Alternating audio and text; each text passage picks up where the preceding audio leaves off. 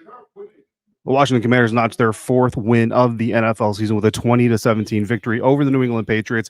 We're going to break it all down now live from Gillette Stadium here on Locked On Commanders.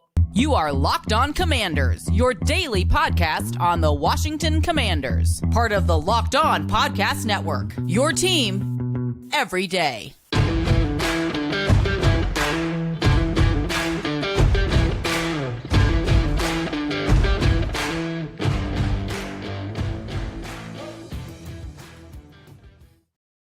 And welcome into this live episode of Locked On Commanders, your daily podcast covering the Washington Commanders, part of the Locked On Podcast Network, your team every day. Thanks so much for listening to Locked On Commanders and making this your first listen of the day or every day, especially on Victory Monday, or if you're joining me live here on the YouTube stream from Gillette Stadium as I get ready to wrap up my coverage of the Week 9 contest and get my butt back home to Virginia. Don't forget that you can subscribe for free on YouTube or wherever you're listening to podcasts, and you can continue the conversation with me by becoming a Locked On Commanders Insider. Just join the Locked On Commanders Insider program. You'll get news, inside scoop, and exclusive content delivered directly to your phone, one-on-one with me via text messages.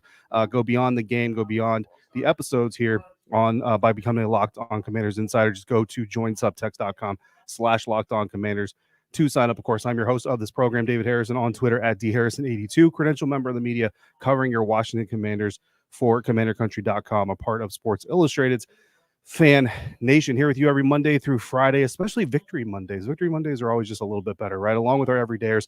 And of course, everydayers, I greatly appreciate your continued support for the program. Today's episode brought to you by LinkedIn Jobs. LinkedIn Jobs helps you find the qualified candidates that you want to talk to faster. So post your job for free at linkedin.com/LockedOnNFL. Terms and conditions apply. Speaking of doing things faster, adrenaline always running at an all-time high following a game, but especially a win. So I'm going to try to bring it down just a notch and take my time here with you guys on today's episode.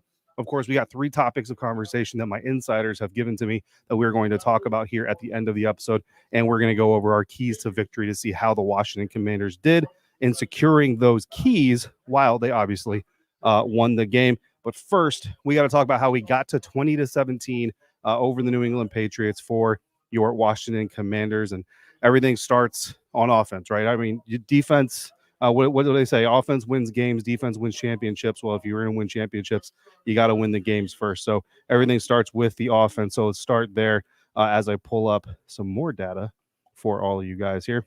But quarterback Sam Howell, pretty decent game, 325 yards total passing, completed 64% of his 45 pass attempts, sacked a few times, did have a touchdown throw, also had an interception, finished overall with an 84 quarterback rating, led the offense to 432 yards total on the day. Said that the interception at the end of the half, I think if you watched it on television, if you watched it here in the stadium with me, you probably agree a very, very bad play. Didn't see Patriots safety Kyle Duggar just hanging out there at the spot. Doesn't really know where he was throwing that ball to, with Sam Howell admitted to us after the game that was possibly the worst play that he's ever made in football, and certainly didn't come at an advantageous time as the Washington Commanders go into the halftime break, trailing, and the New England Patriots get the ball coming out of halftime. Running back Brian Robinson led the way on the ground, 18 carries. Finally, we see B-Rob getting a good amount of workload. Only 63 yards on those 18 carries. Credit to New England Patriots rushing defense there, clogging up Brian Robinson a good bit, but he did get a touchdown as well. Remember, I told you guys on Friday that, the New England Patriots, 2 wins. You might come into this thinking, they put their number 1 receiver on IR, so this is going to be an easy win. But in fact, this was going to definitely be a grinded out game, which is exactly what we ended up with. Star receiver Terry McLaurin leads the way, 7 targets, 5 catches, 73 yards. Now, Jahan Dotson actually led the way for the Commanders in targets with 8 total, but he didn't lead in catches because, again, we see some of these drops come in, and we're getting to the point now with Jahan Dotson, his drops, that we can't say that they're uncharacteristic drops. They're starting to become characteristic drops of his game, unfortunately. So hopefully we can see the young budding star clean those up here moving forward. But he did have a big 33-yard touchdown catch. Another media member in the press box kind of told me during the course of the game that it's amazing because a lot of these drops that Jahan has, you kind of consider those your easier passes, but then the difficult passes, he goes out there and oftentimes makes those catches. So maybe it's just the degree of difficulty is not high enough on some of these passes that Jahan Dotson is dropping. So for the offensive side of things, something I liked, the willingness to grind it out. Again, something we talked about on Friday, that they were going to have to be able to grind it out. They're going to have to be able to take and sustain drives and not have to just live or die on the long ball. And they were able to do that, and they did it very effectively. Near the end of the game, they did go for a long pass on a third down, trying to kill the clock, trying to just completely put the Patriots out of their misery. I know some people didn't like that approach. I actually did kind of like that approach. It's one of those moments where, to the eye of the beholder, some could say that you're outsmarting yourself, and to some you're saying it's smart strategy because the Patriots are expecting you to run it or go for a short pass or maybe a screen. So you go deep, and De'Ami Brown and Sam Howell have a pretty good connection. So you kind of like that move if you're me, but if you don't, could certainly see why you wouldn't like that either. What I didn't like from the offense today in Week 9, self-inflicted wounds. Right, you had the fumble from Brian Robinson Jr., which fortunately is uncharacteristic and not something you're used to seeing. That leads 3 plays later. The New England Patriots put that in the end zone with a pass from Mac Jones to Hunter Henry. You hate seeing that. Of course, the interception at the end of a really, really good drive. I think Sam Howell, if I remember correctly, had 60-something plus yards throwing. He had another 24 yards rushing on that drive just to end up in the hands of Kyle Duggar there in the end zone. So you don't like that. And then, of course, the drop passes, from time to time. Can't do that against Seattle. I think that's, taking an early look. And, of course, we're not quite to Seattle yet, but taking an early look ahead. You can't do that against a team like Seattle and come away with the win. Although Baltimore did handle that team pretty handily. So we'll have to get to the tape and see what we can see there. Flipping over to the defensive side of the ball, Washington Commanders defense did allow the Patriots offense to rack up 327 total yards of offense, but they only gave up 2 explosive plays. And that's something that is, that's actually uncharacteristic. This Commanders defense is kind of known for giving up explosive plays. But again, it wasn't because the explosive plays weren't there. Mac Jones, by my count, missed about 3 or 4 explosive pass opportunities simply by being inaccurate. And then Jalen Reagor did everybody a favor by dropping one, not really dropping one, just not catching one, which, of course, you all remember him from his time with the Philadelphia Eagles. So good to see Jalen doing what Jalen does. Again, held New England to 3 of 12 on third down, 25% total third down conversion rate. Mac Jones threw for 220 yards, but to put things in reference, he needed 44 pass attempts to do that. Sam Howell had 1 more pass attempt, but had more than 100 yards passing advantage over Mac Jones, who they're good buddies, so I'm sure he doesn't appreciate seeing Mac Jones struggle, but he appreciates getting the win. Ramondre Stevenson had 87 yards rushing on 9 carries, but when you take the 64-yarder away, which everybody would love to take that 64-yarder away, he's at 23 carries or 23 yards on 8 carries. That's solid work from a run defensive perspective. What I liked, no glaring edge vulnerabilities. And we'll talk about the edge group a little bit more here in just a second. But first game without Montez Sweat, first game without Chase Young, Casey Toohill, James Smith-Williams, KJ Henry, Andre Jones Jr. getting in there. And the edge didn't look like it was just a leaking sieve or a hole in the hull of the ship that just couldn't be plugged. So I think that's a positive for a 1-game sample size. What I didn't like, again, the missed explosives. The explosive opportunities were there, just like in the win over the Atlanta Falcons. Desmond Ridder missed them. Mac Jones missed them, but they were absolutely there. So you want to see those again. You need to see Jack Del Rio's unit continue to work towards cleaning that up. Some insiders also brought up the idea of the lack of sacks and pressures as a do not like, and I completely agree with that. Surely a concern there. You always want to be getting pressure. You always want to be getting sacks. But I will say that, like any trench group, this is a unit that's got to rush as 4 or 4 after rush as 1, right? That's the old saying here with a 4-down lineman front. So I'm not going to be too quick to judge. I'm not going to say after a 1-game sample size, this just isn't working or this was a terrible decision and all these things. But yes, it's absolutely not, advantageous, not what you want to see per se, but we are going to study it. We are going to review it. So that is coming up later this week.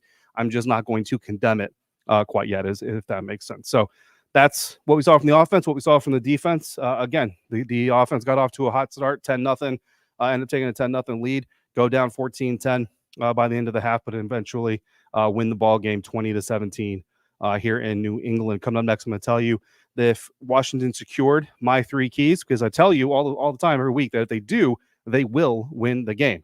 They won the game, but did they secure all three keys?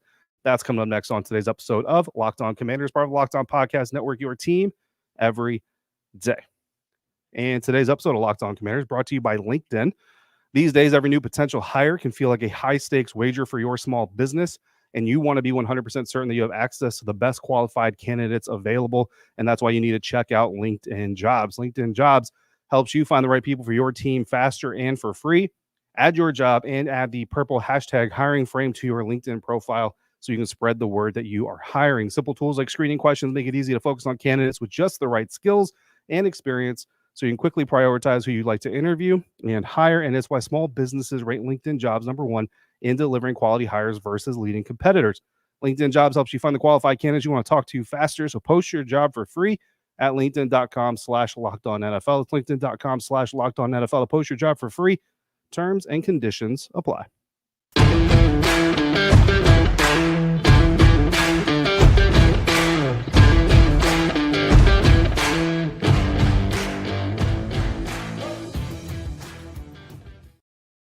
Thanks again, and as always, for making Locked On Commanders your first listen or your first view today and every day.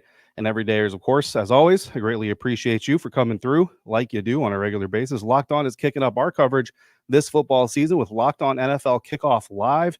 Locked On is going live every 2 p.m. Eastern on every Locked On NFL YouTube channel with your hosts, Tanitra, Jarvis, and Kyle, who break down every game on the NFL schedule to get you ready for your team's matchup, your fantasy lineups, your betting angles, and more. Plus, you get in-depth local analysis from our stable of NFL hosts across the country who, of course, know these teams better than anyone else. Find Locked On NFL Kickoff Live every Friday at 2 p.m. Eastern on any Locked On NFL YouTube channel. So now we've gotten to the rekeying portion of our program. I gave you 3 keys to a Washington Commanders victory before the game. I drop that on Friday as I do every week, and I promise you every week that if the Washington Commanders satisfy or secure those 3 keys, that they will, not could, but will win a game. That is how bold and confident I am in my own abilities, whether it's deserved or not.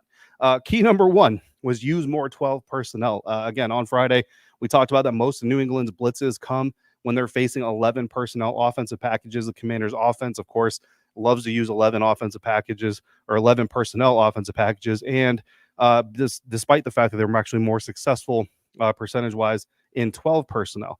On Sunday, the Washington Commanders used 12 personnel about 15% of the time, 12 or 13 personnel. We saw some 13 personnel usage, which I was very happy with.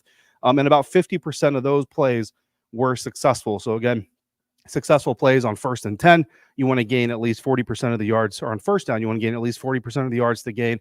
2nd down, you want to gain 60. 3rd down, obviously you need to gain 100, or 4th down, you need to gain 100. So 50% of the 12 and 13 personnel plays that the Washington Commanders ran on Sunday were successful. And that 15%, good number. I wasn't unhappy with the amount of 12 and 13% we saw, but 17% is the season usage rate coming into this week, so a little bit lower than usual. So again, wanted to see them pick that up a little bit. They didn't pick it up, but they did do more than we saw in the first few weeks, which I suppose is still a win of some sort. So they didn't secure this key specifically, but were they still successful? Absolutely. They came away with the win. The offense didn't hum the entire game. Sure, there were certainly some lulls, but overall the team got the win, and that's the most important thing. But I think they were still successful despite the fact that they didn't secure this key, because when they did use it, again, they used it about 15%, and of those times, 50% of the time they were successful on those plays. That's incredibly important. That's an incredibly high success rate, and that's what you want to see. Plus, Sam Howell's pre-snap reads, I feel like got a little bit better. Obviously, I got to go back through the film to really get a grip on it, but overall, I think Sam Howell's pre-snap reads were definitely more effective than usual, which is why even when they're in 11, even when they're facing some of these Bill Belichick looks, Sam Howell was still able to execute, whether it's throwing, getting the ball out of bounds, or getting out of there himself and getting some yards on the ground. Key number 2, over-communicate in zone and give help on Demario Douglas, specifically when you are in man coverage. Saw a lot of single high man coverage looks, which of course means that Jack Del Rio is scheming up help for his man coverage. On Friday, I pointed out to you Demario Douglas and Hunter Henry. They were number 1 and number 2 entering the week in deep ball catches for the New England Patriots. Those are catches that come from passes that travel 12 or more yards through the air at the point of catch. Douglas finished the game 7 targets, 5 catches, 55 yards. Henry finished the game 7 targets, 4 catches, 39 yards, and a touchdown. 0 explosive passes surrendered to New England's most explosive receivers. So clearly, the Washington Commanders defense absolutely achieved this. And again, got to go back through the film to tell you exactly how they achieved this or exactly why they achieved this. But I think bottom line is there weren't a lot of times where you saw Demario Davis running free without a defender attached to his hip or attached over him or under him. And that's exactly what you need to do. A lot of the damage that he did on tape that I watched ahead of this game. He was finding those soft spots in the zone, like I was telling you about, and in a match zone coverage. And most defensive coordinators are going to tell you anyway, zone coverage eventually becomes man coverage, because once a dude enters your zone, he's your man, and you cover him until he leaves your zone, and then you go back to your zone responsibilities, so on and so forth. Match zone, and again, I don't know the entire specifics of how Jack Del Rio does a match zone scheme, because it's his scheme, not mine, and he's not going to give me that information. But typically, a match zone scheme, you go a little bit further than that. So if a guy comes into your zone and there's nobody else coming into your zone that you can see, you carry him. Even if he goes out of your zone, that's the difference a little bit, at least as far as my understanding is concerned, for match zone coverage, as was explained to me by another defensive coach. So clearly did a good job of keeping Demario Douglas and Hunter Henry under wraps. There was one play where it looked like Demario Douglas was going to come up with an explosive catch. I think it was a 22-yard catch, but fortunately, it was ruled incomplete after a challenge. Ron Rivera challenged that one successfully and got that call overturned. And of course, that was a moment where everybody kind of sat there and said, okay, well, let's see if Coach Rivera learned a little bit from last week. And, he was a benefactor a little bit. James Smith-Williams was a little hobbled on the play, so the officials had to take an official timeout, kind of stop the play on the field, and that gave Ron Rivera and his staff more time to take a look at, who was going to, or whether or not they were going to challenge the play. Of course, they end up deciding to challenge it, and they get a successful challenge, so everybody was happy coming out of that experience. Key number 3, plan for sustained drives. Don't live and die off of big plays. From Friday, I mentioned to you the Patriots defense among the league's best in preventing explosive touchdowns, and they're very solid in the red zone. More suspect in goal-to-go scenarios. 12 possessions total for the Washington Commanders offense, 11 if you don't count the kneel down, which I'm not going to here. 7 of the 11 drives that they actually drove the ball consisted of at least 6 plays. So that's 2 sets of offensive plays, right? First down to third down, 2 sets. Of course, it's not mirrored that exact pattern, but you get the idea. Of those 7, on those 7 drives where they had plays, at least 6 plays on the drive each, they scored all 20 of their points on those drives. 27 minutes and 1 second of their 37 minutes and 10 seconds of time of possession came on those 7 drives. One of those drives, of course, didn't end in points because it was the interception.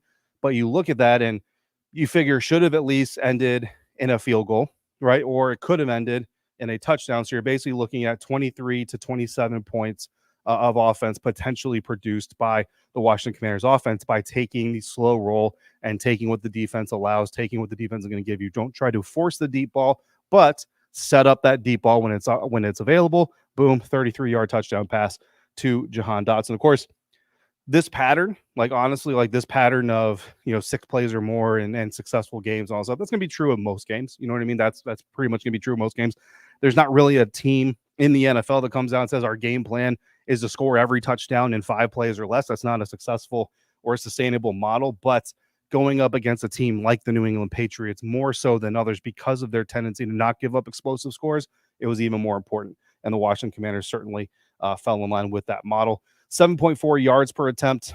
Pass attempt tonight by Sam Howell ranks 4th this season. So not the lowest, but definitely not the highest. Cannot come out here trying to hit haymakers every play like they were against the Denver Broncos, Philadelphia Eagles, and Chicago Bears, which were all higher pass yards per attempt averages for Sam Howell for various reasons, whether you're playing from behind or you just know you're going up against a juggernaut in the Philadelphia Eagles right now this season. So 4 drives consisted of 5 plays or fewer, no points. Again, not a huge surprise there because none of the scoring drives were super quick. So 2 of the 3 keys secured. Obviously, the Washington Commanders still came out with a win. I think we can all agree. If you secure that first key, if you are successful 50% of the time and you run, I don't know, maybe 25%, 12, 13 personnel, that you probably win by a little bit more. But now we've got some topics of conversation that my insiders asked me to talk about. That's coming up next on today's episode of Locked On Commanders, part of the Locked On Podcast Network, your team every day. And we are going to do that once I turn off this banner.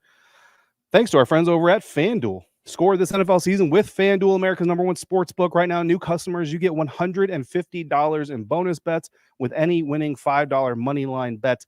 That's $150 if your team wins. So, some post-Commanders options for you. Cincinnati Bengals are 2.5-point favorites to beat the Buffalo Bills on Sunday Night Football, kicking off here in about 2 hours. The Los Angeles Chargers are 3.5-point favorites to beat the New York Jets in New Jersey on Monday Night Football. And if you've been thinking about joining FanDuel, there's no better time to get in on the action than right now. The app is easy to use. There's a wide range of betting options including spreads, player props, over-unders, and more. So go to FanDuel.com/lockedon and get your NFL season going if you haven't already with a little bit of winning. FanDuel, official partner of the National Football League.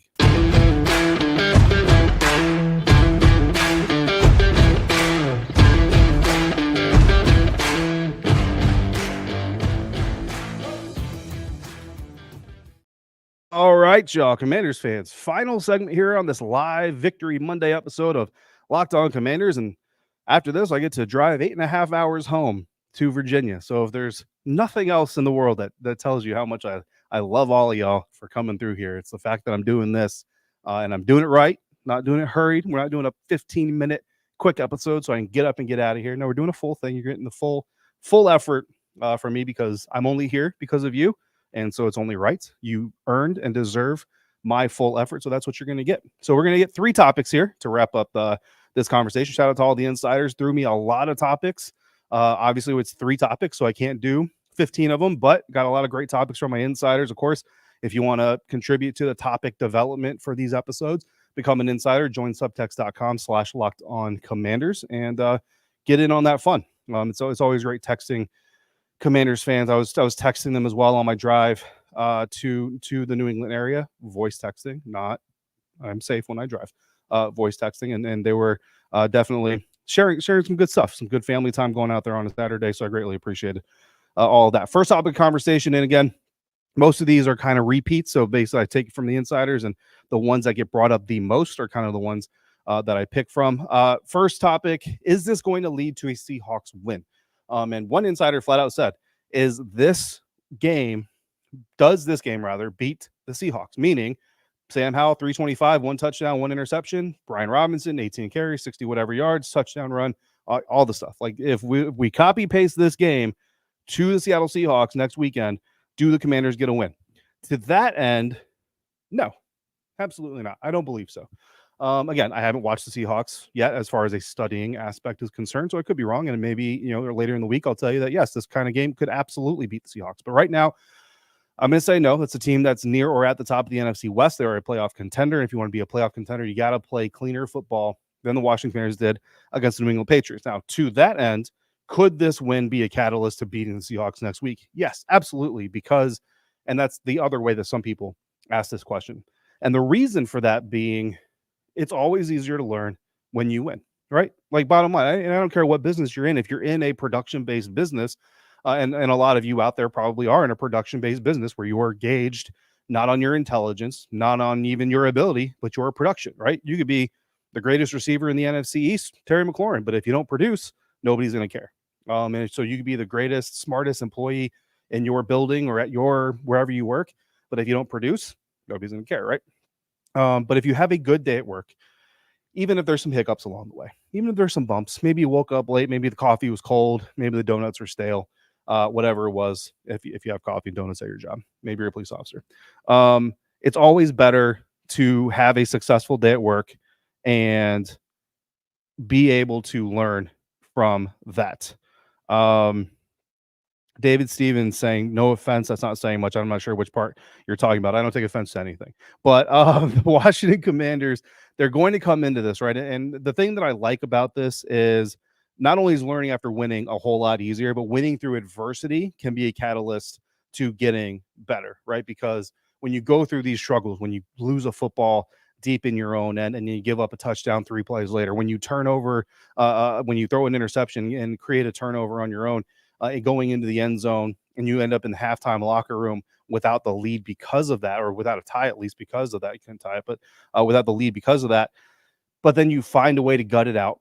You find a way to dig down deep, and as a team, right? Because again, the Commanders' defense had to come out, keep the Patriots from doing anything, keep the Patriots from building momentum, and then the offense had to come out and do enough to put points on the board. When you're able to do that kind of thing, that kind of brings you together, right? That has the ability to bring you together as well. Now, again, there's a limit to that. If you just struggle every single week, and this team has had some struggles every single week, that just kind of becomes your identity, right? You become a team that just kind of struggles. So that's the challenge going forward for the coaches and the leaders, guys like Sam Howell, Terry McLaurin, Kendall Fuller on the defense. That's going to be a challenge for them, is not making this who they are, but making this something they're going through to become who they are, if that makes any sense. So yes, this absolutely could lead to a victory against the Seattle Seahawks. Will it? I don't know. We'll have to tell you that more when we get back to practice Wednesday, Thursday. I won't be at practice Friday, but Wednesday and Thursday, I'll learn enough to be able to tell you if I believe that this will lead to a win over the Seattle Seahawks. Second topic of conversation, we got to talk about center Tyler Larsen. A lot of comments about him, a lot of questions about him. And this is 2 games now where Tyler Larsen has been the starting center since he replaced Nick Gates. Once is happenstance, twice is coincidence, 3 times is a pattern. I'm paraphrasing a great quote out there about war. And basically what I'm saying is, one performance with Tyler Larsen as a starting center where it's obviously improved offensive line play, that's happenstance, right? Okay, it could be something, it might be nothing. Twice is coincidence. All right, now I'm starting to believe a little bit more that it could be something. 3 times is a pattern. So if this offensive line can go against the Seattle Seahawks and still continue to look much, much more improved, and the fact that this team just faced the New England Patriots defense, which was 30th in the NFL in sack percentage, doesn't hold any water for me or doesn't impact what I'm saying, because we saw this team with Nick Gates as the starting center, and I'm a big fan of Nick, but the truth is what the truth is. We saw this offensive line with Nick Gates as the starting center give up sacks in loads to teams that were 32nd in the league coming into these games. So the fact that the Patriots are 30th in the league doesn't detract from the fact that this team did not give up a whole lot of immediate sacks. I think Sam Howell got sacked, 3 times? I don't have my stats in front of me. Sacked 3 times. I would say one of those sacks was just boom, right off the bat. I mean, Charles Leno Jr. just got beat off the line and blown by. The other 2, I think probably looking at coverage sacks, which, that's where you kind of say the defense gets paid to play as well. So we got it twice. Let's see it one third time. If it happens a third time against Seattle Seahawks, I will be able to sit here and say this is the move that obviously the team is going to stick with. I think they're going to stick with it anyway, but I will tell you 1,000% yes, that they should stick with it. What took so long to replace Nick Gates? I think that's a couple of things. One, and I think first and foremost is about giving a guy a fair shake. You know what I mean? This is a job, being the center. It's mental and physical. And not only is it mental and physical for yourself, but it's mental and physical for everybody else, because you've got to mentally prepare for everybody else's job as well. You got to tell them where to go, who's coming where. All those things, communicate with your quarterback, communicate with your line mates, all that stuff. Then you physically have to do it. And look, Nick Gates, if you ever stood next to him, he's a little bit smaller than your average center. I'm not saying that's why he struggled, but it certainly can't be, a super big help to him to have that size disparity, right? So you want to give the guy a fair shake. You want to give him some time to kind of prove himself. Did they give him too much time? I mean, you can make that argument, absolutely, but that's going to be up to the people making those decisions. To be quite honest with you, not wanting to be wrong, I think honestly that's part of it too. Like, you picked this guy. If you're this staff, you signed him. You brought him in to be a center. He was a guard. You know what I mean? You brought him in to be your center from a division rival. You want to be right. So I think that's important to acknowledge. That's certainly part of this conversation. I do believe. Third topic: NFL officiating. Yeah, terrible. I mean, just terrible. Bad calls all over the field. Bad call taking KJ Henry's first career sack from him. I hope those officials feel terrible about doing that to that young man, because that is horrible to do that. That was a beautiful sack. It was a great get off. It was a great blow by move. I mean, you almost couldn't have scripted it any better for KJ Henry, and they took it from him for no reason. Missed offensive pass interference on the very next play. Emmanuel Forbes was in position to intercept a pass, and the Giants receiver incredibly just interfered with him and prevented him from getting the interception. And eventually the New England Patriots get a lead extending field goal that made it a 7-point game. Several missed holds on the line, holds in the secondary against Patriots defenders, specifically holding Logan Thomas. Like, they were all over Logan Thomas all day, Terry McLaurin. But honestly, they were bad on the other side too. There was a really blatant face mask call that the officials missed. I mean, right in front of the official, missed it. I think it was Ramondre Stevenson, one of the Commanders' defenders, grabbed his face mask, just completely blew by it, just completely missed it. Yeah, officiating is terrible. Look, I don't know that it's ever going to get any better. We've asked Ron Rivera. One of my insiders asked me to ask Ron Rivera about sending letters and stuff like that to the league office. And yes, they can do that. Yes, they do that.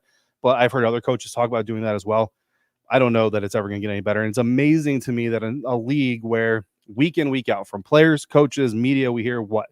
Accountability, right? That's a word that is used in the NFL sphere so much, that the league office and their officials are the least accountable people in the entire system. Like, that just continues to blow my mind. So, yeah, overall a win. You know what I mean? Certainly some things that can be cleaned up from the offense, from Sam Howell, from the line, from a receiver standpoint, some drops, things like that. Brian Robinson Jr. is going to be mad about the fumble himself. Defensive side of things, certainly some growth still that needs to be done there.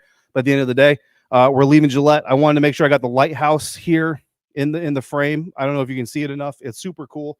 This stadium is super cool. Josh Harris was here, saw him in the tunnel, got to say hi, just in passing. Hey, Josh. So hopefully he was taking some notes because this place is built very, very nicely. It's an older stadium, but it still has very good bones, and they're doing some good things here. So I appreciate you guys for coming through to this live episode. If you're not watching live, still appreciate you for coming through on Locked On Commanders. If you got questions or comments for future episodes, throw them in the comment section. Hit me on Twitter or text them directly to me by becoming a Lock Insider. Join subtext.com/LockedOnCommanders. As always, thank you so much for making Locked On Commanders your first listen of the day, every day. Thanks for coming through on a consistent basis like you do. Thanks so much for making me a part of your day, part of your football routine. And until we speak again, please be safe, be kind, and I'll see you next time for another episode of Locked On Commanders, part of the Locked On Podcast Network, your team every day.